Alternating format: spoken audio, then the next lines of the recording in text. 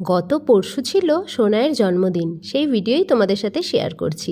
সকাল সকাল উঠে এদিকে রান্নাবান্না শুরু হয়ে গেছে। পটল চিংড়ি, মাছ, ডাল, পায়েস, কেনা চিপস তো ডালের সাথে রয়েছে, পাঁচ ভাজা, চাটনি।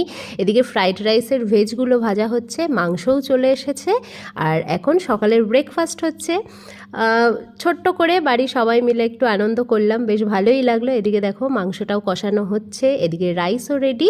আর আমার শাশুড়ি মা খুব সুন্দর বেশ সাজাতে পারে, তাই শাশুড়ি মা সাজাচ্ছেন, ওদিকে মাও হেল্প করছে।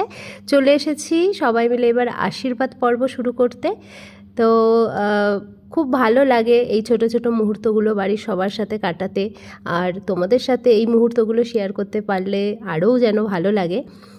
তো সবার এদিকে আশীর্বাদ চলছে। আগের বছর জন্মদিনটা সত্যি এত বাজে কেটেছে, তোমরা হয়তো অনেকে জানো বা অনেকে জানো না। আগের বছর ওর জন্মদিনে আমি দুজনেই হসপিটালাইজড ছিলাম। আমি আগে থেকেই ছিলাম, আর ও জন্মদিনের দিন হসপিটালাইজড হয়েছিল।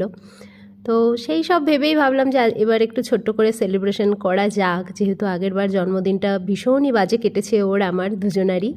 তো এদিকে খাওয়া দাওয়ার পর্ব শুরু হয়ে গেছে। দুই মা মিলে খেতে দিচ্ছে, আর ওইদিকে আমি নিচে অন্যান্য কাজকর্ম করছিলাম। ভীষণ মজা হয়েছে, সারাটা দিন সবাইকে নিয়ে খুব আনন্দ করেছি। আর সন্ধেবেলা এখানটায় এখন প্রথমে ফটোশ্যুট চলছে, তারপরে কেক কাটিং তো হবেই। আর ছোট্ট ছোট্ট মুহূর্তগুলো তোমাদের সাথে শেয়ার করে নিলাম। ভিডিওটা কেমন লাগলো অবশ্যই জানিও, ভালো লাগলে লাইক কমেন্ট করো।